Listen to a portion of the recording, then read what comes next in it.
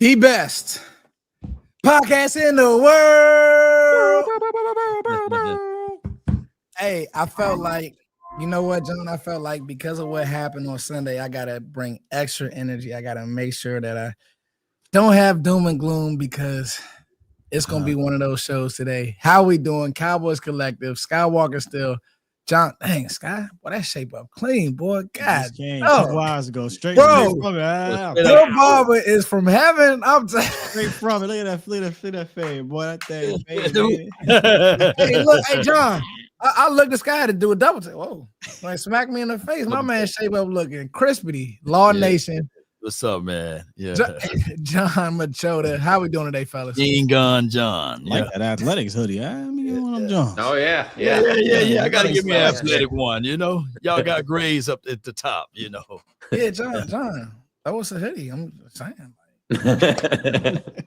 Hey, we got episode. Somebody said Jay Ratliff. 66. Jay Ratliff wore it his rookie year. Oh wow! Hey, Rat was like 90. That's Toxic Tom with the info. Shout out to Toxic Tom. I thought it was Connor McGovern. Yeah. Or I thought it was TJ Bass. Yeah. Boy, we got some. Boy, we making it, huh? We're the defensive tackle. The 66 is crazy to me. That's just crazy ain't the word. There's a few other things that are crazy. We got a loaded show today. We're going to talk about the Panthers game. I wrote down some things, but we'll just let it flow, fellas. Like, how we feeling really about the season? Is there any hope as far as it's just going to be 1 win, 2 wins here, there, then the loss 3? Like, where are we going? So we'll talk about that. But as always, John, you caught up with the owner. There's a few things going on the ground. So, John, take it away. Right, you were there, John. John. Yeah. You asked some great questions too, John. And John, you asked some good questions in Shotty's. Hey, you shut your mouth. What do you say? Do you have Scott? No. But I have a picture. Or I have a video. I'm uploading for whenever we decide later. What's Go your ahead. point? Come on with it. you know the one when he said, "I'm not gonna jack with you." I had that one, but I got this one. I don't have the patience to jack with you today. Get that the one? attitude. Yeah. John, Jerry never snapped at you before, huh? He never had no spicy comeback at you before, huh? Not that I can remember. I mean, he'll be short on an answer or something like that, but nothing to that level that day. That, to me, is still pretty odd. Like, that was kind of more of a one-off. I don't know what was going on that day with him, but haven't seen that even since then. Definitely didn't see one of those before. So yeah, that was bizarre. So there's a lot of different ways I could go with this. I think the positive, if there are any, is that it looks like there's a good chance that they're going to have CeeDee Lamb back this week and probably Tyler Booker and Kevontae Turpin, as long as they don't have any setbacks in practice this week. The problem with that is that none of those guys play on the defense, so where we're at right now is, Jerry was asked today, what about making a defensive type of move that would be the equivalent of the 2018 Amari Cooper trade? Obviously, they have the first round picks to do a deal like that if there was the right one. They certainly have the salary cap space. You go on over the cap, they're second right now with the second most salary cap space at a little over $30 million. So they love that. They can do any type of move like that. But the problem is that when Jerry talks about it, I mean, he will also he'll get you to where you think that it's a real possibility, but then he'll add in there that, but there's nothing going on right now. And then by the end of the answer, he's talking about how, basically somebody like a team would have to call them for it to happen, for that to be that type of move. And you take me back to 2018. I guess maybe you convinced me that the Raiders called the Cowboys, but I find it more likely that was the Cowboys bye week that year. They needed offensive help big time. I felt like that was probably more likely, especially with a first round pick being involved, that the Cowboys probably called around and, teams that had big time receivers. And obviously, that one to me worked out. I thought that was worth it. You can look back and second guess it all you want, but I thought that was a good move at that time. If they could make a defensive move for somebody like that, of that level, I think that they should do that. I know some people don't think that right now. They think that after that game on Sunday that they should not do anything to improve this roster, tank, get the best picks you can possibly get. And I can understand that. After that game, I can't talk negatively about anybody that feels that way. If you think that that's the best way to go, that's fine. I know I've seen some people talk about, why don't you trade George Pickens right now? Get as much as you can possibly get for him. My belief on that is that I don't think a team would give you what I think Pickens is worth on the back end. So I don't see why you would do a move like that unless, hey, if some other team wanted to give you possibly a 1, yeah, I'd listen to that. But I just think that is unlikely to happen. So, yeah, Jerry talked about several other things, but we can get into it throughout. But I would say, yeah, the biggest news-wise is that health-wise, it seems like that they are getting healthier, and that should be a good sign. But I don't know how that helps their defense. Man, I think that the only way that Jerry Jones would have made a trade by now, if we were to lose to the Jets, and then, of course, what happened last week. I think that, one of Jerry Jones' superpowers is also his impediment, is his optimism. Like, he always think that, hey, something is going to change. It's just like the oil business. I made the purchase to buy the land. I'm going to drill a hole and hopefully oil will come. But I just don't think that Jerry Jones have the sense of urgency, or the Jones family for that point of view, have the sense of urgency to see the things and forecast and say, hey, let's go out here and make a few moves to help this defense out versus waiting for everything to happen organically or through osmosis. So I don't think we make a trade. I don't think we do this year. And the other thing I should mention too, and I didn't start off with this because it's not a surprise to me, but maybe it is to some people listening or watching this, but Jerry, Steven, Brian Schottenheimer in the last 48 hours have all completely backed Matt Eberflus. Like, so for anybody out there that thinks that he's getting fired, like during the season, like that's not happening.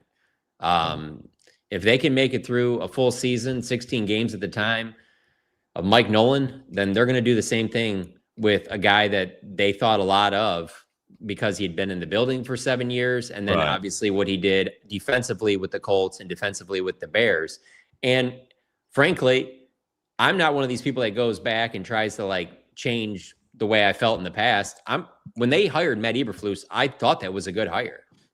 I did not look at that as like, what a mistake. These guys don't know what they're doing. Like, I thought he was one of the best defensive coordinator candidates out there. There are other ones that I can hear anybody maybe saying that this guy or this guy were better, but I'm not going to sit here and act like that when they hired Matt Eberflus, that we were talking on these shows about how it just was the dumbest move and that was such a mistake. Doesn't look great right now. That doesn't mean at the time that it is like the worst thing, or I don't think anybody at the time thought it would look as bad as it does right now. No doubt. Yeah, I was hoping Foots would come back, man, because I got the video in there ready to go. It was perfect. I said this. You set it up so perfectly, Job. I don't know where a point guard went, man. I come off the bench like Speedy Claxton or something. Yeah, I don't like to listen to Jerry too much, but when he talks about, again, you talk about the optimism, everything is always rainbows and Skittles, and we got a chance after watching Washington lose. Well, if that's the case, then you really should be aggressive. I don't think losses actually should make you more aggressive. In fact, you said if we lose to the Jets, would the Cows would be 1-4-1? Yeah. Wrap it up. Yeah. Wrap it up. You should be more encouraged that you're still in this thing and look at how maybe a move or two. I think more than one. I don't think this is a one-off thing, unless the one-off thing was a guy that used. That's a whole different discussion. Unless the one-off thing is the best top 3 of what they do. No, but you need a couple moves here that can. I don't care if it takes your defense from 32 to 27. That probably gets you a win or two. I just don't want to, and I know we're kind of ahead of here. I don't want to waste what's happening on the other side of the ball that hasn't even hit its pinnacle yet, right? It hasn't even come close to that, because you're getting CeeDee Lamb back, Booker back, Turpin back. Oh, and George Pickens and Dak Prescott are fine. Not finally, I shouldn't say finally. They're in their groove. Right. So I just think as long as you have that offense, you have a shot, and you should be putting yourself in position to to have a shot later in the season. You're not putting yourself in position by sitting on your hands doing nothing, whether that be, which they're not firing a coach. I understand that. But whether that be that or adding more personnel here. Yeah.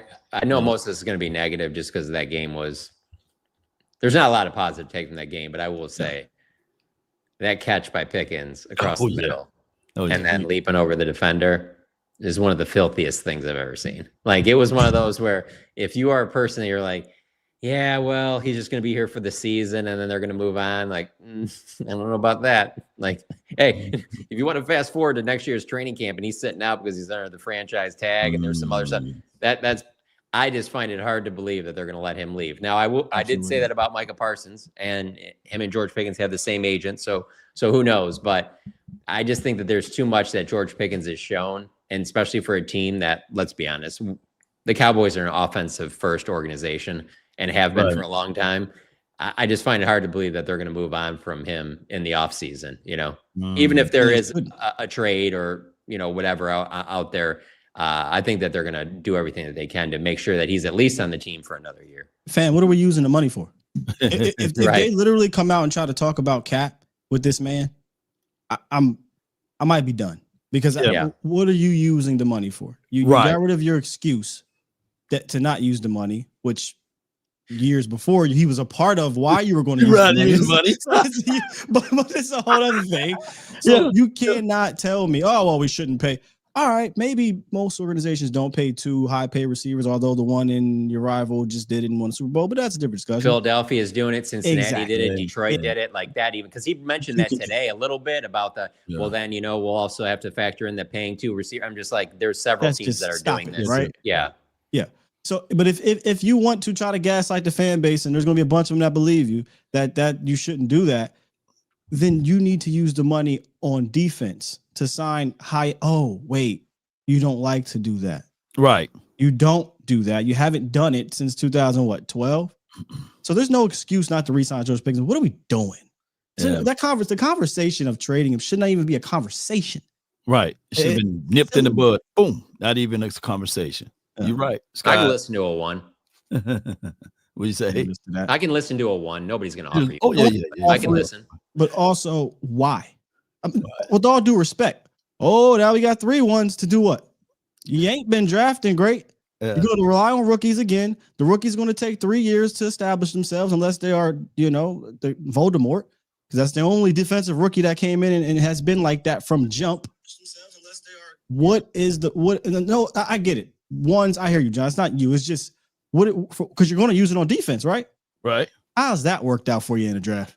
And on top of that, Sky, think about this. It's the craziest conundrum. Even if you draft a player and they're phenomenal in their 3rd year, then we're going to continue to talk about the cycle. Hey, we got to save money to pay that player, So when you play great here, it's all about, hey, we got to save the money to pay that said player. Now, I know this off subject matter, but it's been reported that the Steelers, they are looking for a wide receiver now. They want to add to their 4-1 team. That's funny. And get some other wide receiver to help alleviate some of the things that they're going through.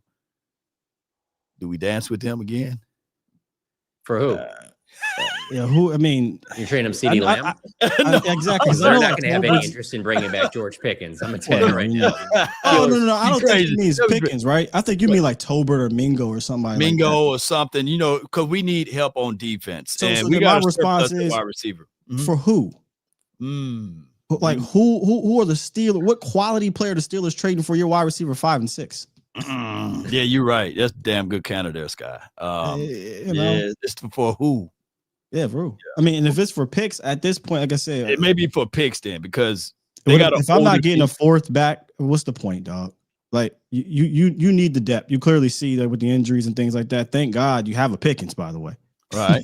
Because you lost your top 3 receivers, and the other 2 guys made some plays for you during this stint of your top 2 guys being out. All right, so I think depth is important, and all you got is offense at this point. Yeah. What is a 6th round pick going to do for me? Somebody said Patrick Queen, but Patrick Queen is a younger version of Kenneth Murray right now because he's good downhill, but I don't think he can cover. Oh boy. Yeah. I'm waiting for Foots to come back to talk about that. Yeah. Yeah. I'm not gonna say any spot's great right now on the defense, but that linebacker spot. Man. John, I think you can honestly cover, like man. watching that game on Sunday. Like they just do things on defense that makes me feel like I'm watching college football. Like how much space is available. Like watching Rico Dowdle. Like even if Rico didn't run well, he's getting at least 100 yards. Yeah. I mean, just off of just what was there, just for you to take, like just the wide open green grass everywhere. Like it's unreal, you know. And I just think that it's going to come to one of these things by the end of the year where just like almost every other week, there's somebody that's just having like a career day against this defense. And it is fun to be on Twitter and kind of see like fan bases for those teams think like their guys turn the corner and you're just like, I'd calm down on that, but okay. So yeah. And when Foots gets back here, we'll hold the fort till then. I just wanted to do this just because I'm just ridiculous and sick. I'm gonna name some players off to you guys and just think about this as I go through here. Andrew Booth, Amani Owarwe, Deron Bland had just returned from injury. Mozzie Smith was just starting. By the way, Amani started. Andrew Booth played a ton. Bland just came back from injury. Mozzie Smith's a starter. Marshawn Nealon's a rookie. Israel McQuamu played significant snaps. Maris Leofau played 50 snaps. Linval Joseph played 50 snaps. Linval. You sacked this quarterback 6 times. You held their run game to 3.2 yards per carry. The quarterback had a QBR of 9. This was against the Panthers last year. They didn't have Rico though. Oh, you're right. They had a better running back. Yeah. Chuba Hubbard. This was against the Panthers last year. Now, the wide open green grass is the biggest surprise, but 2 and very close behind is you just isn't college, man. You do not run your mouth like that and back it up in the NFL like that. That to me is probably the most embarrassing part. Problematic. And even Stephen Jones kind of mentioned that on Monday on the radio, which unprompted kind of mentioned that in there about someone calling you out and then it not. I just can't think of a comp to that. Like that, that's a bad one. Like Rico ran his mouth like he was Adrian Peterson in his prime and was even better than probably he thought he would be in the game. That's bad. To be fair to Rico, he said, buckle up. Buckle up. I mean, if you really think about what he said, he's right. Regardless, he's right because Rico Dowdle runs with an intent that you have to buckle up. Whether he's going to be successful or not, he's going to try to run through your face. Yeah. Right. You know what I'm saying? And that was before. But I'm just giving you 15 years of being in the Cowboys locker room. I know how these guys get when they even think that they might have possibly accidentally said too much and how much they try and walk it back. And this dude backed it up even like a day or two later when it was asked follow-ups about it. Yeah. I mean, it was just like, you guys watch the tape? You see this defense? Yeah. I said buckle. Exactly. That part. B-U-C-K. Now that part. Go ahead, write it down. Right. Yeah, tweet it out right now. I'll say it again. Like, no fear of that defense at all. None.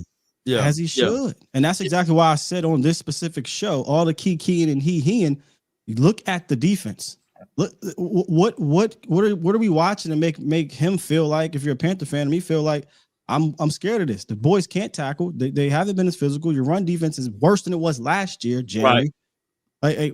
And by the way, the reason why I said what I said there, and yes, I left off Voldemort and I left off Eric Kendricks purposefully. But what I'm getting at is you had a bunch of non-starters, backups, third stringers, dudes who aren't in the league anymore, playing on the defense against the same quarterback, against the same pretty much team. And you sacked him 6 times, and he had a QBR of 9, and you held the run game at 3.2 yards per carry. Fast forward, less than 12 months later, he had a career day against your ass. They ran for 200-something yards. Oh, wow. I wonder what changed here. Yeah. I wonder what John, 2 main things changed two here. main things. John, I just want to ask this because I'm all about synergy and I'm all about energy as well. These guys that's on the sideline, on the defense, I know Aaron Whitecotton got some emotions, right? Are there anyone else like that see like this being gashed and being open holes wide open? Are there any passions of guys on the sideline, whether it's a player or the coach, or is it just Matt Eberflus just looking at it saying, okay, well, here's another play that we got caught on, or here's that's the way we got ran through. That's the way it seems like to me, that there isn't anything like that. And I think that with the players, they don't want to say the wrong thing, but the actions speak louder than any words. Clearly, the players aren't bought into what Eberflus wants to do. And there's probably, and when I say that, I'm not saying like everybody. There's probably a few guys that are, hey, it's kind of takes everything to another level with that part of it for me, is that it's not a young defense. It's not a bunch of rookies. It's not these are a lot of veteran players that you have on that defense that are playing like this. I mean, when you go at the end of the game and you look at the chart of defensive snaps, like there's not many inexperienced guys that are even seeing the field. It's a lot of experienced players to be playing like this. And again, like if you want to say that you don't think Matt Eberflus is a great defensive coach, that's fine. But he's not a bad one. His track record speaks for itself. He's never been a bad defensive coordinator. They've always been at least middle of the pack. And frankly, with how good the Cowboys offense is, if you could just get that, you'd probably be fine.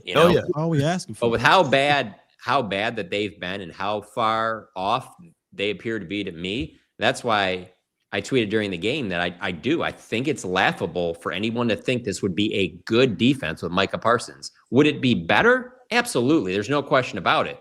But this is still a bad defense, even with Micah Parsons. There's too many other things going on for you to think that his pressures and sacks would all of a sudden just be the elixir. And it's like, oh no, everything's fixed now. They're good. Guys are picking off the ball. Everybody's bought in, having a good time. No, that there might be a game or two like that, but you'd still be getting every once in a while. You'd be getting this game that we just saw on Sunday.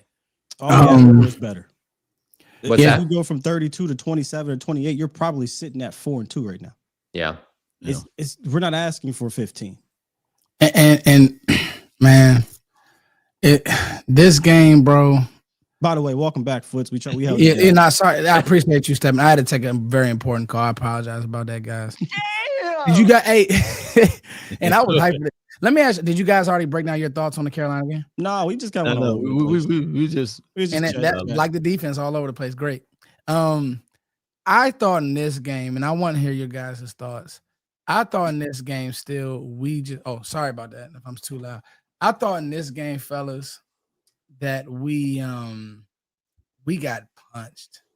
And I heard you talking about it. Sky's been saying, and I appreciate it, Sky. Like, they didn't take this is a lot. Matt Eberflus will not be the defensive coordinator next year. So that's not, I just don't believe that's going to happen. I don't like changing coaches, but I don't think he's going to be the defensive coordinator. What would be the percentages that you put on that? Ooh. Oh, 75%. Okay. Probably even 80. I'm going to be honest. 4 different defensive coordinators in 4 years, right? And that's an issue, Law. I thought more until I heard Jerry today. I'm dead serious, bro. I thought for certain until that man talked about foxholes and he pretty much told us I picked him. We picked Matt, which most people figured. And I just can't see him just getting off of him unless it continues to stay historically bad, which it may, by the way, So I thought, and not to take too long, but man, you got beat at the point of attack on Sunday, fellas. Like, as much as the secondary is not good and it's scheme and it's players, but I thought that the Panthers said, we can mash you. You have 2-3 techniques. You have Clark and you have Kenny Clark and you have Osa. They're not gonna play tough. And Marshawn Nealon. Woo. That's crazy to hear that. All of a sudden, Kenny Clark's not gonna play tough when he was the prize and it's crazy, bro. Bro, and it's on film. And the saddest thing about it is it's on film, guys. Like, here's my thing, though. Not me making it up. It didn't matter how many times I broke down the film and I showed everybody that, hey, Kenny Clark is a pass rushing interior defensive tack. He's not a run stuffer. And the problem was with the Cowboys when Jerry Jones painted him as Dominican Sue or the next great thing as a Haloti Ngata, this guy, Sam Adams. He painted him as a run stuffer. And I'm sitting here like, hey, wait a minute now. What Kenny Clark is by far, he's the best interior defensive tackle. He's way better than Mozzie. He's way better. You got to understand, though, in the last 5 or 6 years, but he just got a run stuffer. you got to understand something though with Jerry Jones. I get where you think that's how he was selling Kenny Clark, but really a lot of that is digs at Micah. Yeah, that's what he's doing when he says that. It's we came up short in the playoffs often because the run defense wasn't as good as it needed to be, and it really isn't just the playoffs thing. It was in big games, right? And so that's his shot at like, hey, when we had Micah, we weren't stopping the run, so it was like, I'm trading Micah Parsons, but I'm going to sell to you but we're going to be better in this area because he wasn't great there when, again, it's just him overselling something that in turn, that makes it sound even worse for the Kenny Clark side because now you're putting it all on him. That to your point, like he is going to come in and be Aaron Donald and stuff like that, where it is parts where you're just kind of like, okay, Jerry, well, you don't have to go that far into it. You can just say, hey, that trade's behind me. Like, there's plenty of people that have been asked about the trade and they don't say anything and you just go on with your day, whatever. But he always needs to like say something. He always needs to throw something in there to try and make it sound like this makes sense of why he made this trade that almost nobody understands why he made, you know? Ask him who the #1 run defense is in the National Football League. Oh, he doesn't know that. The Green Bay Packers. Yeah, they are. I think also Matt Eberflus is playing without a true one technique, and that's affecting his defense. Like really pulling back the layers of how he wants to play defense. It's supposed to be Mozzie. Mozzie hasn't been good. He can't even get on the field. So you're trying to play with 2 3s, and Osa, time and time again on film, ran around blocks, got washed. And the Panthers and Dave Canales said, "You don't need to throw the ball." Bryce Young finished, we talked about it last week, doesn't throw for over 200 yards much. He finished with 199 yards. Why do we need to throw the ball? They killed you in the worst way you could die. Right. 6, 4, 7, 10, 4, 6, 1, 6. And that to me, it's players' heart. That's just disgusting football. But when you have to throw the ball, he was 10 for 10 for 125 yards and 3 touchdowns when trailing. Yeah. He had to throw it. You had a chance to win the game with him doing what? Throwing the football. Yeah. And what'd you do on 4th and 3? I think the 4th and 3 play is such, it depicts this defense right now.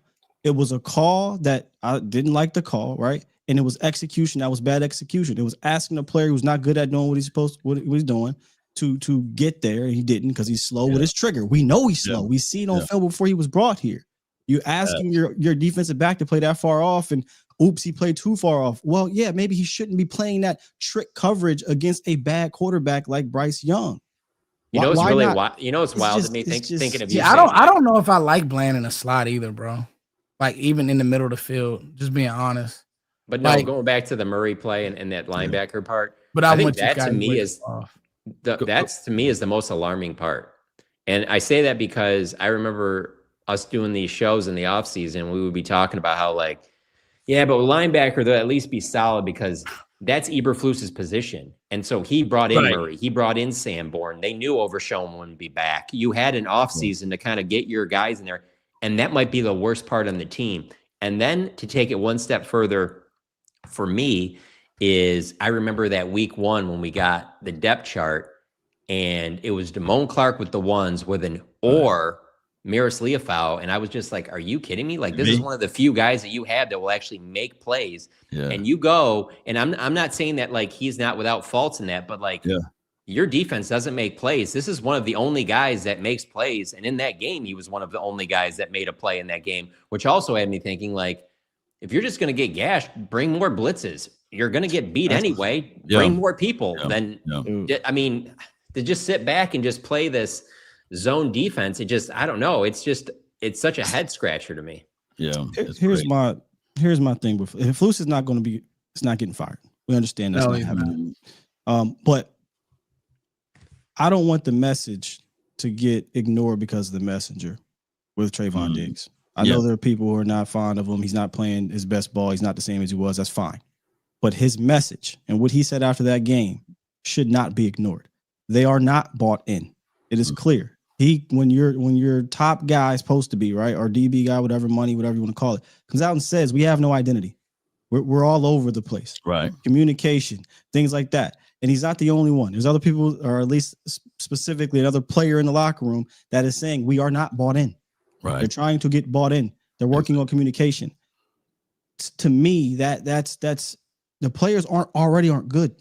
Now we're compounding that with they're not buying into what they're being preached at or taught or whatever you want to call it. That's trouble. And before we even get to the coaches and players, because we really got to take this all the way back. The number one issue here is this is the top brass's fault, by the way.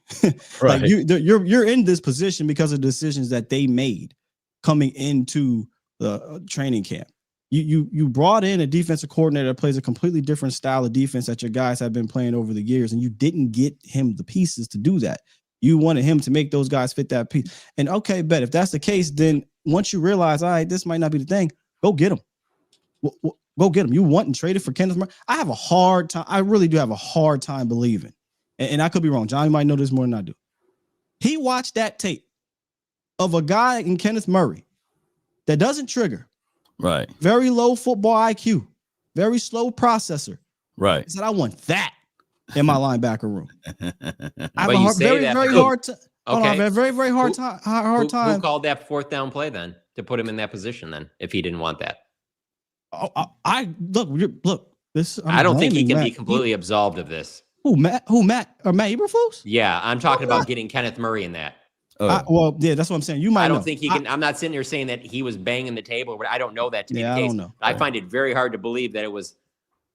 Wait, this guy? I got to coach this guy? There's just too many things I've seen to not think that he's not one of his guys. You may know more than I do. I'm basing it off of the history of this organization that they do these weird things, band-aid things like that, and these coaches don't always have the autonomy to say yes or no. They have to go by what Stephen Jones. This is what Stephen says to. This is how I call Will McClay the Uber Eats driver.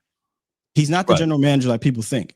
He is told to go shop for these specific players at this price, and he goes and does it. And he probably came back to with Kenneth Murray. And I'm just guessing here. If Flus is like, is that it? Yeah. If that's all, if that's my only option, what is he going to say? You know what I'm saying? Because there's no way in my mind. You don't look at these other linebackers that I heard are better. Not just him. Kyrie Elam, who is not a zone corner. Right. What was that? You put him in the zone. So it's just the decisions. The decisions made by your top brass is why you are here right now. And it's not to absolve the players or coaches, because I say it all the time. All right, this is what they gave you. Now you have to overcome that. And we have not done a good job of overcoming that. Let me give you into Foots' point. No one tech. Yeah. You thought you were going to have Micah. Yeah. You traded Micah. It's just a mess. Scott, and I blame the top brass. Scott, let me say this though. Here we go with you got two cornerbacks that's getting paid, if you combine them, $196 million. And they're playing in a position that they're not even got paid for. You see, they are man-to-man corners, Bland and Trayvon Diggs. On top of that, you got a safety that's on top of the roof. But last year, that safety had 5.5 sacks. His name is Donovan Wilson. So he's basically got cooked in coverage. And he's continuously getting cooked. So I'm looking at across the board as it relates to the secondary or even on this team in general, because we saw how Marshawn Nealon got washed out. We seen how Sam Williams got taken out of a play by a damn wide receiver. So I'm looking at this team as total chaos. If we can see that, John, Sky, and Foot sitting in these chairs, how come Matt Eberflus can't see this? And he's the 32nd rank in every main or major category on defense. How he can't see this, how he can't make these necessary adjustments, how he can't look at Donovan Wilson, look at what's on tape. This man got iron board for hips. He can't turn. How he can't see that and put this man on the box or put him on the bench, or look at Trayvon Diggs, even though he may be a half step below or step slow and Bland, and put these guys in position where they got paid at. How he can't see this? Two things. One, I think he does see it. But I think he's dug in on his own beliefs and that he's not going to change what he thinks is going to be the right way to get the defense where it needs to be, which obviously that's not working, but I think he's very dug in. But the other part of it to me is I feel confident that he looks at it and goes, all right, and who do you want off this roster in that spot then? I'm so glad you said that. And I know the fans like love the we just whole, running out of Marquise players, guys. Bell and Wanye Thomas and Can I be frank here? Reddy Stewart. We're running out of players. We are running. I'll just say this because go ahead, Scott. Go get guys. No, and listen, no, it's fair. It's guys. It don't take a rocket science to say, fair. Damn, Matt Donovan Wilson can't cover. You knew that in January. I just want to say this. No argument, bro. Like, bro, Diggs at the sticks on a deep out to Tet.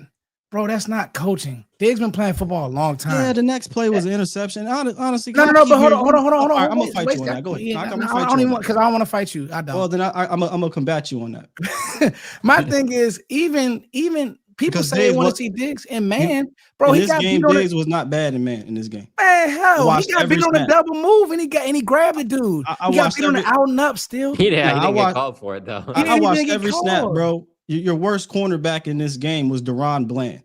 Your worst defensive back in this game was the safety. No, because you always bring and Diggs is not playing well, but you always go to Diggs in that play. Bro, trust me, I'm going down on that play, bro. The next play was a pick. Still. It was, but that's still like, bro, if we put you at the sticks and you getting beat on a deep out, that's football. It was quarters. You saw it. He turned his hips and everybody turned their hips. It was cover four. I'm sorry. It was cover four, and he triggered and came down, and he just missed it. What are you running from? What are you scared of? What are you scared of? Why are you backing up on Tet? He's not going to run past you. So now go rogue and then get mad when he does go rogue? No, it's not going rogue, but then later in the game, you got beat on a double move. Like, bro. You got to make your mind up. Everybody wants to play rogue man. or not? Because y'all got mad when you went rogue in Chicago. Because this ain't going to work. No, because you do that all the time with Trayvon Diggs. I just started with him. I was going to go to Bland, bro. Relax. Diggs was not the problem in this game, and he's not even that good.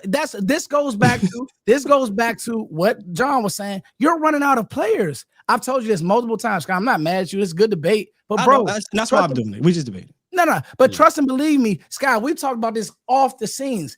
Who do you want to put in there? Hey, let's put in Shamar James. I'm here to tell y'all he's too light to play the position. Hey, let's take Jack Sanborn off the field. In that game, you probably needed Jack Sanborn. Just being honest, because you have Murray in there. Next is Damone Clark, who he's not played with any of these staffs, John. Law, Sky. Hello. He hasn't played with Dan Quinn. He hasn't played with any of the. You're honestly trying to run Matt Eberflus's defense with Dan Quinn's players and Mozzie Smith, who didn't pan out, who you need him to be a great one. He is sorry, but can't even get on the field. And so you're absolutely right, Scott. I'm not gonna fight you on that, bro. The truth is, Bland has been bad. Like, and even him lining up. Okay, Bland, right? They're in 5 wide. The ball has to come out quick, bro. Why are you 5 yards off the ball? He was like 9, bro. Hey, no, not still. I will give you this. Oh my God. As a man, still to a man. If Flus told him to be there, then that's on Flus. But at a point, these guys been playing football for a long time. That's why I'm saying, like, bro, still Diggs, Bland, kneeling, getting blocked by Tommy Tremble 8 yards down the field. 8 yards down the field, Tommy Tremble, the backup tight end, Law? Really? For me, this is beyond the Panthers game. Really? Yeah. Obviously we're gonna talk about the Panthers, but this is 6 games of a shit sandwich, and the chef in the kitchen does not have any other ingredients to make it better. No matter what they put, like no seasoning on it. He got nothing. Himalaya salt, baby. And he's not a diverse chef that can take anything. And he's a big. He needs the company to provide him with the exact ingredients. This is not Dan Quinn who can run a multiple scheme. This is not Brian Flores. This is not Bill Belichick. He needs the exact ingredients to make that specific dish, and he doesn't have it. And when he doesn't have it, it can look like this when your talent isn't great. But like I said, I named off the list last year.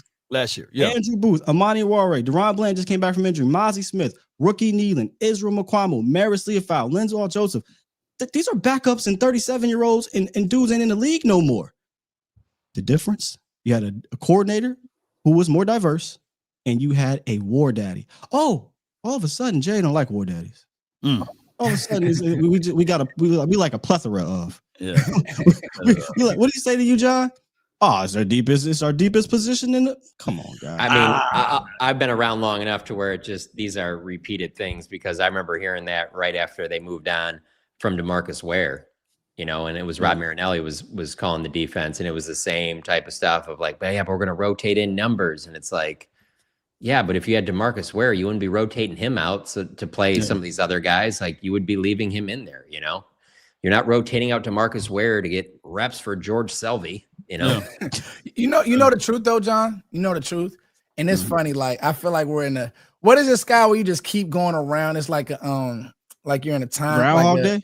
No, it's just like the same stuff over and over again. You know what this defense really needs, bro? Yeah. You need a fat person in the middle of your defense, and it's just like, and I think I'll throw my hand up. We all got excited getting Kenny Clark, but he's not the fat guy that you need. You need somebody who can ear hold the center every rep and sit there, because Carolina just showed that we can still move you. You know what I mean, Law? Like, we can still tape now. Yeah. And it's on tape, and we can say. But I feel like they needed that for a long time. Yeah. No, that's what I'm doing that. I agree, John. No, John, I agree. But like, if you look at how the Bears played yesterday, bro, Andrew Billings was in the middle of that defense because he was healthy. It looked different how they were able to stop some certain things. So it's tough, man. Kenny Clark is good, but at 310 pounds, I'm going to do this. If I'm the Washington team, I'm double teaming him, and I'm banging on the fact that Osa's not going to consistently stop my guy running the ball, And you don't have a pass rusher that fears me. I'm not scared of any of your with all due respect to James Houston. Let's be real here, okay? Yeah. Like, let's be serious here. No, good story, but no, you don't fear James Houston. You're absolutely right about that. Yeah. So it's a twofold type of thing, Foots, because the good tape that we saw against the Jets, that's good tape for teams to counter now. And I like the way Sky, I was watching your show one day this week or last week, and you were talking about Sam Williams. Yes, he may be a tick slow, and even when he do win, what is his counter? He don't got it. You don't got none, right? And it's the same thing for all of these guys on his edge. What are their counters? And we do know that Father Time is upon Jadeveon Clowney. So we're seeing a drop-off from week to week because more tape is out there, more ability to counter their moves. And now they're sitting there saying, oh, man, this is just fluff. Oh, you preaching right now, brother. Because something else that went by the wayside in that Jets game, because we won the game, but the main reason why I was saying, wait a minute, on Rico Dowdle is because what has been happening in the previous 2 weeks. But something that went unnoticed there was how they attacked how you attack. The Jets were doing a lot. They were pulling the chair. They were trapping. They were letting you get upfield and using your aggressiveness against. What did the Panthers do? A good bit in this game. The same thing. Traps, quick pulls, let you be aggressive and use your aggressiveness against you. That is exactly what you said, Law. Oh, we got more tape now. Yeah, we didn't have no tape on you the first couple of weeks. We didn't really know how you guys were going to play this thing. Kenny Clark's here, new coordinator, whatever. Since that first, and really, if you go look at the first game, the Eagles running backs averaged 4 yards per carry and had roughly 90 or so yards. So it wasn't like you shut them down. The running backs, you didn't shut down the running backs. But you have not been consistently good on the ground in the last month of the season. And I think it's because you lose to what you say. Teams are seeing how to attack you.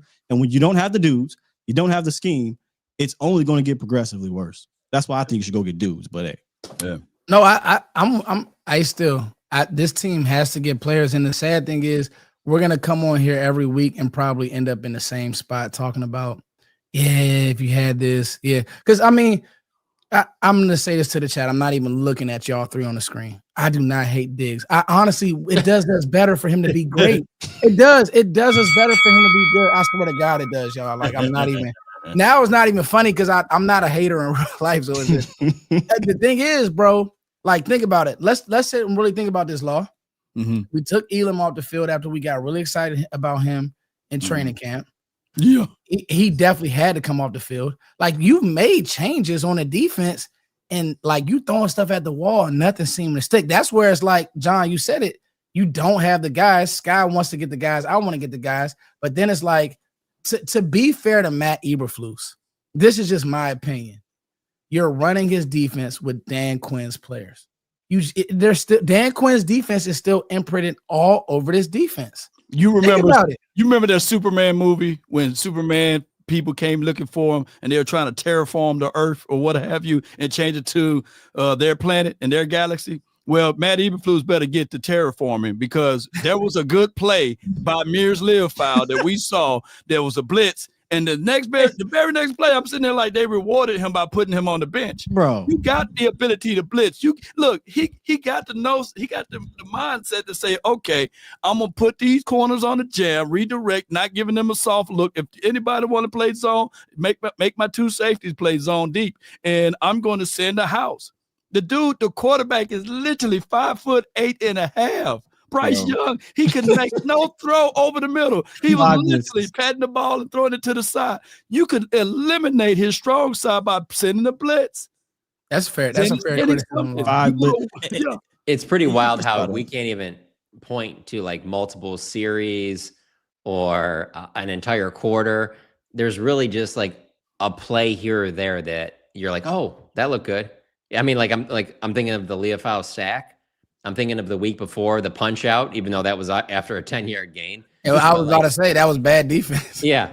I mean, but that's what you got. Justin Fields throwing a football off Dante Fowler's face mask that hit the camera. I mean, like, there are just so few plays that the defense even makes where you're just like, oh, I can see. Yeah. John. They're turning the corner here. I asked Scott the other day, how many pass defense do we have? Where you just see a corner or a safety just like break the pass up. Brother, when you play 91% soft off ball zone, you're not going to get many, brother. Let me look up our You're PPUs, not going to get, man. you know what's happening? We know what's happening with this type of zone.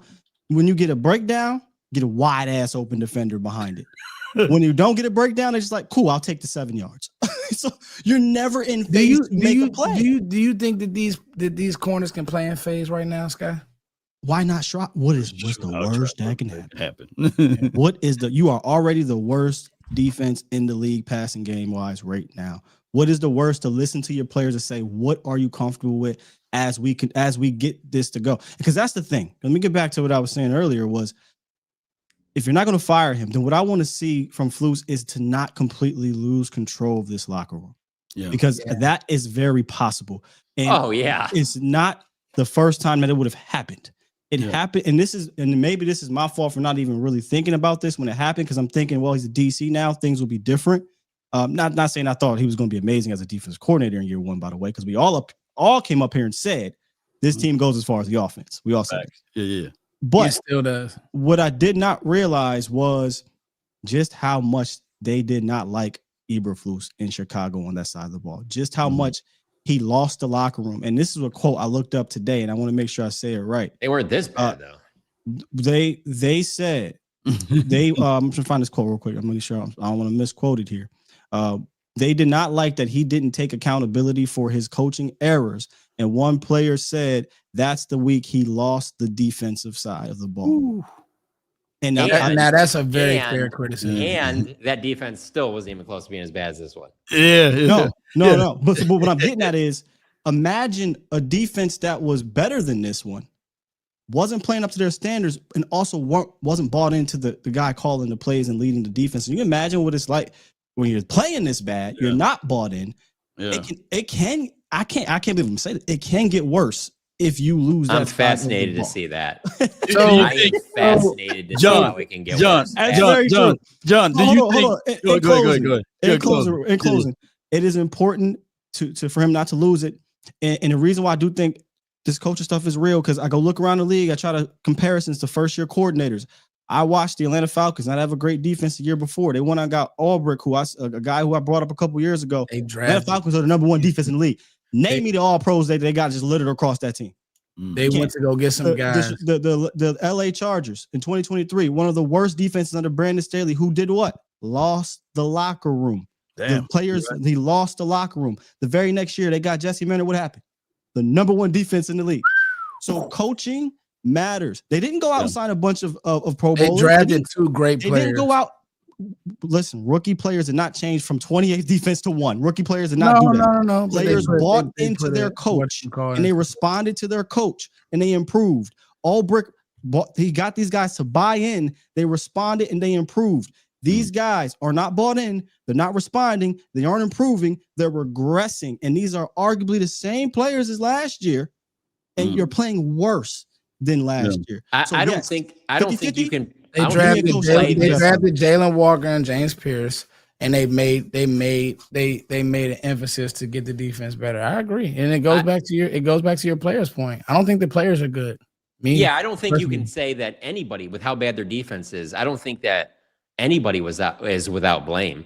There's no way that you can sit there and even if you're Matt Eberflus, look at it and be like, well, I'm doing my job. The players just aren't bought in. You can't go to meetings with Jerry in the front office and be saying that. There's just no way that anybody would believe He'll lose the team, like Sky said, if he's not being accountable. 1,000%. Any coach knows it's always my fault. And the players have to feel that, and then that has to be real. And let's be honest, Eberflus is a little bit older. I'm not saying that because Jerry called him a young coach today. That was kind of alarming for me. When I heard him say that. Because Shoddy's 50, but Shoddy's a young 50. Like you can see Shoddy got swag.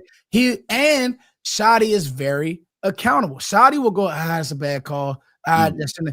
Players, that's real. Right. Like, players, that's real. Perfect point right there, Foot. Point for point. Shoddy going that boot right on that podium. Hey man, terrible call, third down. Gotta be better. Yeah. Have you heard Eberflus? And let's be honest, Eberflus, this is just my opinion. He always struck me as a guy who, hey, just do your job, rise to the ball, let's get tackles. The problem is, like you said, I'll just talk about Murray. That's not what he does well. You know what I mean? Like, what does he do well? Bro, and I'm gonna tell you, you want to know what, I'm glad you asked this, John. Murray is the best at being inconsistent, meaning he'll have a game where he is. That's crazy. Am I wrong, though, Sky? Bro, no, the Giants game, that's just wild. This defense has really become. You have to pick, like John said, you have to pick and find moments. Bro, you watch the Giants tape, Murray's flying around. He's in the flats. He's where he's supposed to be. Bro, you watch this tape, Shamar James is lining him up.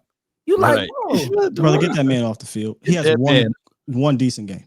I like Damone Clark now. I really was thinking about this, and I said, bro, Damone Clark, if nothing else, can just play downhill. I'm just looking at it and saying to myself, how can we get it to where it looks like just like the guys know what they're doing? Even if the ball goes past your head, cool.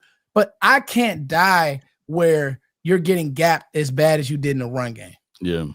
If I had to guess, I think you have to go to your players and collectively and say, okay, what are we most comfortable with, so we don't have you out there thinking and being confused. And I don't know if he's going to do that because he's more of a stubborn, this is my system coach. This isn't Dan Quinn. Dan Quinn came in with his type of cover three was different than the type you saw here in Dallas. He literally changed up what he did. He became a very much a man-based type of scheme to play in the favors of their players. Flus would have to switch up who he is, and switching up in week 6, it ain't happening. So quit asking. Resolve this for me, John. I had to get it in there. I had to find a way. Every freaking show would do it. Resolve this for me, John, and I know you know it. Was Flus hired before Schottenheimer? Oh, I don't know if he was hired before, but I think that he was a name that they certainly liked. But anybody that just wants to go and put that on the Joneses, because only reason why I'm asking. But how do you think you got your boy Dan Quinn? Yeah, true that. How did that happen? Because of the front office. They took it over. And they needed to do that because Mike Nolan, I think that was a deal that Mike McCarthy went and handpicked himself, right? And that didn't pan out too. But what I'm looking at, that Nolan Tom Sula duo. Oh my God! But you, unfortunately for us, Dan Quinn thing, that all worked out. But that's not the process that you want in an organization. You don't want it to go that way. And what frustrates me a little bit is you had Robert Saleh in your building. Yeah, I'm sorry. He wasn't going to come for DC though. So then he'd have to be the head coach, and Schottenheimer would have to. Oh, did he come in and interview for head coach? Yeah, he interviewed for that coach. I wouldn't be taking the Cowboys DC job over the Niners DC job either. I'm about to say, but he took the DC job in San Fran. He'd already been there. Yeah, I mean, shoot, throw them bread at Saleh, bro. Yeah, I resign immediately. Wait a minute. Wait. Who's throwing the bread? You can say again. Who'd you say, Sky? You said throw the bread at who? Throw the bread at Salah, man. You're saying the Cowboys should have? Yeah, I'm saying give them that When damn have money. they ever done that with assistant coaches? With Dan Quinn. I don't even know if they did there. Yeah, I think he liked the situation, and I think that. I'm saying they should throw the bread at his ass. No doubt about it. There's no I think he was only salary going to cap come as for coach. the head coach job. Yeah. So you finally saw the video I had sitting in there. I saw it. I didn't want to. I'm gonna get to the sleeper rate. I don't know why. Whatchamacallit is off now. What did I do? Before you get to the sleeper, though, I'm gonna ask John this and everybody. We'll go butt naked for the rest of the show. It's all good. They see us. Do you think South Lake can put 7 points or 14 points on this defense? Duncanville, maybe maybe DeSoto. You think they can put a touchdown? No, but. If you take Kenneth, I never seen him play. I wouldn't even say it. I don't even think any of the colleges in Texas, but I would say Ohio State, because Jeremiah Smith with Moss. Jeremiah. Yeah, no. I was going to say, but there are some college teams where I do think that they would score some points. You give me two things here, and I think they could score some points. An adequate quarterback. You ain't got to be great. Adequate. Well, we've seen that. And Russell Wilson almost kept the job. He's so damn good. And an offensive coordinator that got some creativity to it. And you give me those two things, they can score some points on this team. Yeah, at least one touchdown, Sleeper is the #1 fantasy sports app. It pays to know sports. Pick more or less on top players. Your first pick is on us, so start winning now. Play in Texas, Georgia, Minnesota, and 27 more states.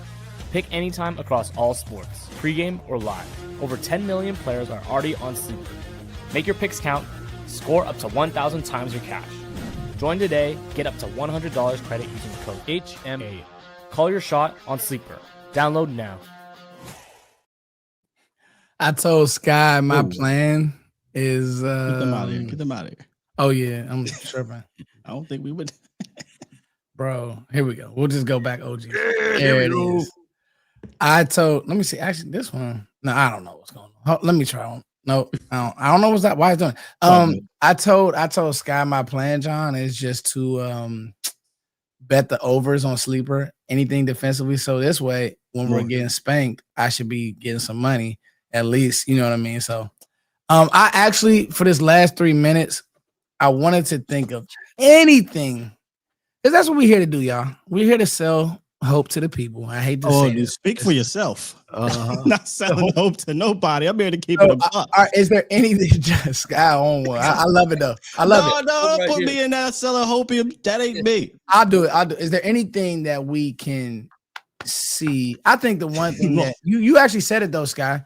In all seriousness, y'all, I think that you have to dumb some things down. I know as a coach, when guys aren't getting things, I think you have to dumb things down a little bit and just like keep it super vanilla.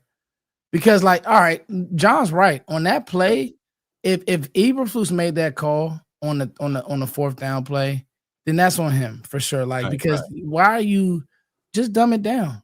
You could have just lined up and and just say and just played it like that. So that's what I'm saying. Like, let's just try to just do the basic things right. You know what I mean? That's my only hope. Like, there was no need to try to get cute and have Murray drop into that slant window or that. Like, why? He got cute to play before. It worked. And I know you said that's the play that Diggs did. Man, that's a veteran move. I don't think it was egregious. Sure. That's a good play. But he got cute. People don't realize this. He dropped Izaraku and Fowler back, and he blitzed Shamar James and he blitzed Maris Lee what's the name from depth. By the way, these blitzes from depth are not working. They're just not, especially up the middle. I mean, I'm thinking Leofow crashed. But these blitzes from depth are just goofy. Monty Kiffin special.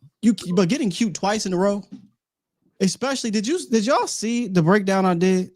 And this is the awareness part, Foots of yes, this is the players too. Bro, Bryce Young looked over to Hunter Renfrow 3 times before the snap. Bryce Young, we're not talking about Tom Brady, who's like, I'm going to trick his ass. I'm going to look over here and go here. Bryce Young was looking at his receivers before the snap all game. I went back and looked, touchdown to Tedero, a touchdown. Like, he's looking where he's going. Right. He did it 3 times. And at the snap, he did it again. And the first step that Murray took was the opposite direction. Like that's where he was baiting him, Sky, to make a play. Oh yeah, I'm gonna get over there in time. Like, get him off that football field. Get him off of there, man. Hey, Sky, you know what else I thought was really strange? He was like 3 gaps over from the slant window. Yeah, I didn't like. Why are we lined up on the opposite side of the ball and making him cover 10 yards? Sky, don't you because think then that Carolina was would never that had to have been Murray doing that stupid stuff, Sky? You're right, John. Carolina wouldn't expect that. Yeah, that was a little. Bro, the sky's there. You'd never think that somebody was said something as a student. Obviously, I mean, clearly this guy's an all-world Hall of Famer here. Fred Warner pick six is that? Oh, for sure. He's looking at him, Bryce Young, saying, "Little boy, you just gonna keep looking over there? Yeah, you just gonna keep looking over there." I think honestly, listen to y'all. I'm sorry, Law. No, you're good. We'll get ready for the Commanders. This has been a great show. Listen to y'all talk. I think that I would, because I agree with y'all. Like this isn't a debate, because I knew it was going to be like, I have my thoughts. But Sky said it. They're not firing flukes. What I would do is I would blitz more, show the blitz, and just come and make these guys be great. And if they're great, you shake their hand. But you're right, Sky. We don't have blitzers that can come from 5 yards away and maul a running back. We're not good at that. Right. So I would honestly look at what Zimmer did with the AA stuff. Yes. Just carbon copy. And it's not, I'm not going to say it's not hard, but bro, walk them up, come on a few reps, bounce out on a few reps, and play like 3 behind it. That's just me thinking like very vanilla. You know what I mean, Law? But like, those are just the simple things we can do. And and most quarterbacks, guys, we're so thankful to have Dak Prescott. They ain't first the blitz. But if you want to get mad at Matt Eberflus or something, I'm with y'all there. I'm so with y'all there. I'm with y'all. Here's my thoughts on all what you just said. We just left a system where we had a head coach who was so stubborn that he didn't adapt, right? And now we're having the same thing on the defensive side. The adaptation, something that you need to have in modern day football. I'm looking at Detroit. They got the 4th ranked offense and the 4th ranked defense, because even though these guys are new at calling plays, they have a system that they do the adaptations. They adapt to the environment. Whereas now Matt Eberflus, I'm seeing our offense change and go with the flow. I saw Hunter Luepke catch a touchdown, for crying out loud. Offense has been outstanding. Anybody who thought that game was on Dak are idiots. It's idiots. So, but I'm looking at the defense now. If we don't change our ways, we're going to continue to be the 32nd ranked defense. And even next year, we're going to continue to have those same little small issues, because the NFL changes from week to week and you got to adapt. And we're not doing that. To put a bow on it, that starts at the top, especially defensively. You have to have a philosophy, man, and you have to see it through. They don't have a philosophy at the top. They're just kind of like, oh, you used to be a former head coach and you're a defensive coordinator. Come on in, Dan Quinn. Come on in, Mike Zimmer. Come on in, Eberflus. Come on in. Like, yeah, they're just that's their philosophy. But the problem is you're constantly snip snapping. You're bringing different, multiple defense, a 3-4 defense, a 4-3 defense, a zone defense, a man defense, all within the same 4 or 5 years. You're going to have crossovers of personnel. You don't have a philosophy up top, man. And that's where it really starts, in my opinion. Hey, still, two positions that they have neglected in the upper part of the draft on the defensive side of the ball that I will take flowers for. I've been on with you for a long time. Safety, off-ball linebacker. And we can laugh at, and obviously you got Leighton Vander Esch, cool. But I'm talking about like recently, you haven't put in, and if you look at how the game is being played again in successful teams, Kansas City has Nick Bolton in the middle of their defense. Kansas City has good safeties. You look at the top-ranked defense, I guarantee you they have great linebackers. Look at the Browns. Carson Schlesinger, the back end looks good. Look at the teams that are playing good defense around the league. They have a linebacker who is a linebacker's linebacker. And I hate this. I'm going to be honest. I want to go get, no offense, John, I want to go get a white linebacker who is a good linebacker. And this is draft talk. I want a white linebacker. I don't have to. I was talking about this today. Jesse Holly. Jesse Holly. Hey, still. I don't want to know. Jack Campbell. If you telling me that he has position flex, I don't want him. I want him from Iowa. Is he athletic? I I don't want him at You say that until you get that guy, and then everyone just John like him. My name is Bennett. I ain't in it. You can have that white black linebacker shit. You got your cranium. John, hey, Sky. Did he go to Michigan? If he went to Iowa, I want him. If he went to Wisconsin, I want him. I want him. Foots, he got to have a little seasoning because that boy Jack Sanborn smart as hell, but he ain't got no season. He about pale as all hell. He bring raisins in the potato salad. He get mad when you put salt on it. He don't like hot sauce. You don't know nothing about China. Yeah, you got to have a little season. Schwarzenegger, I don't even say his name. He went to UCLA. He got a little season. There's something in there. And then Scott, how long have we been talking about safeties, bro? Well, John, dog, how long? Bro, when we do our draft show, we don't do safeties anymore. It's gotten that bad. I quit. JJ Wilcox, this is what we go get. Caleb Downs will fall to him, and they still won't take him. How about that right tackle, John? We need more 13 starts. Hey, all I can say is one more. Hold on, last one. I swear to God, I'm done. Me and Skywalker Steele sat on a draft and said draft Will Johnson. Did we not, Sky? Oh, I mean, yeah, we actually had him we would have took him at 12. I would have took him. I'm not gonna lie, John. And you a Michigan guy, John. So you and everybody, he went to Michigan. He's not good. Yeah, Will Johnson, nice. Man, Law, you would be doing backflips to have this guy in your defense right now. He'd be your best player. But right now, the highest graded player is Donovan Ezeraku. So he looks good. He's showing me some stuff. But like Scott said, is you don't fear him. Let's be real. He's a rookie. He's not supposed to be put in this position right now.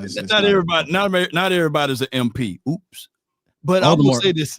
But what I'm gonna say this. If we thought that Bryce Young was carving us up on that series there last game, we got a guy that we're gonna face off. There's head, shoulders, knees, and toes way better, and his name is Jaden Daniels. So we gotta be ready. Saving this for Thursday because I know we gotta save it. Because the way I feel about the Eagles, Foots feel this way about Washington, and y'all got. I'm gonna go off. John, I'm gonna take some melatonin, so I'm extra sleepy. So I'm gonna try. No. Scott, let me tell you something. Can I take him behind the scenes just for a little bit? Last night. Yeah. We gonna need some of these. No, don't take none of that, Foots. Bring the energy from last night. If y'all could have saw Foots last night during that. I live in DC, Sky. I got it, Scott. I'm in a chat full of commanders. Gotta read the super chats though before we depart. Oh, let's get to the super. Man, what a great show, y'all. I appreciate y'all holding me down. I had to take all right, let's go. Here we go. Let me get make it look clean real quickly. My bad, y'all. Eberflus got to stop sitting in his own Panthers pick. Yep, we said it. Thank you, T-Rev, for the $5. You're absolutely right. T-Rev. We hit on it, man. It's too much zone. It's retarded. Y'all, Eberflus was a soul G-Wagon. And this is good. Sent home by effing Hugo. He was sold on having Micah, but took home Sanborn. He was flawed after that. Effing Darren headlights. Great comment. I ain't gonna even lie, man. Hey, Matt Eberflus probably was like, man, I know he was sick, bro. Yeah. It makes his whole defense sick if you can get some pressure. Jackson, the zone stuff, Scott, the drops, everything looks so much different if you can get some pressure. I got it. I know people hate Micah Parsons, but if he's speeding guys up, everybody looks better. Let's be honest. We're not gonna do that. We're not gonna be fake.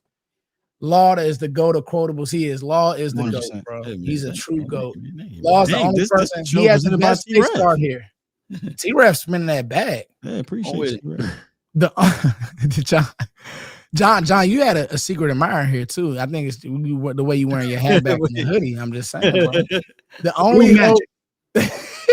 The only hope is if Jerry gets placed in the old folks home, DC for life. I'm sure you are listening, but nothing but the best to come on with it. Absolutely. Let me give y'all a backstory on T-Rev. He got a YouTube channel of over like 67,000 subscribers. And he's such a diehard Cowboy fan. He said, I bet you my YouTube channel, we going to the postseason. I'm sitting like, come on, T-Rev. Relax. Relax. I'm not going to put him out there that. This year. Relax. So T-Rev, don't do that, big bro. I mean, I might have took it before the Micah trade. No, this post Micah. If you get in this postseason because you made a move, because it's just gonna go loss, win, and that tie is gonna hurt you. Yep. So This feels like the Romo era, when he had his defense out there. For real though.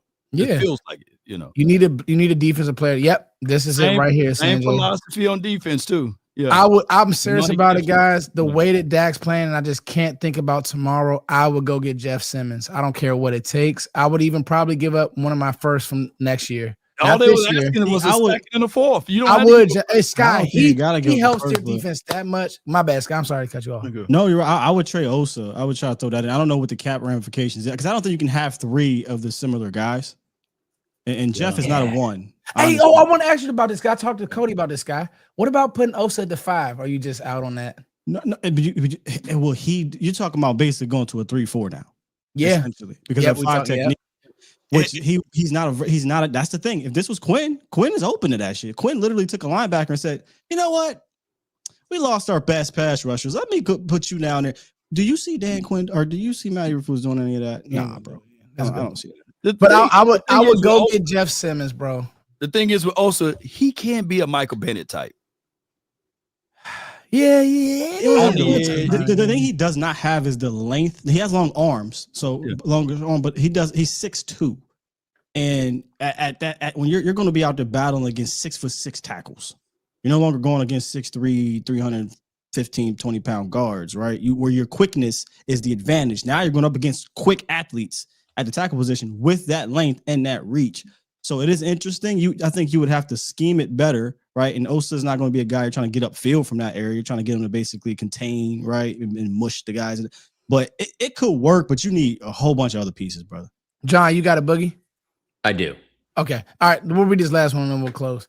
And don't forget to play that video again on the way out. Okay. We got good news. Was Eberflus Jones higher or Shoddy higher? No more Michigan guys. John, was Eberflus Jones or Shoddy?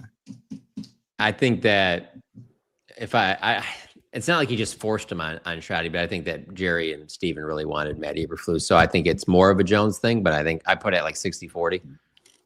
All right. Okay. Hey, we'll let you guys go. We went over it, and I apologize for being late. That will not happen on Thursday. We'll be back on Thursday. We're going to have a dynamic show talking about the Commanders. Law, you will be here because I want your thoughts on the Commanders. Yeah. John has to go. Law has to go. Sky has to go. We love you all. We're going to add this to the stage real quick. I resign immediately. Breaking news. Love you all. Peace.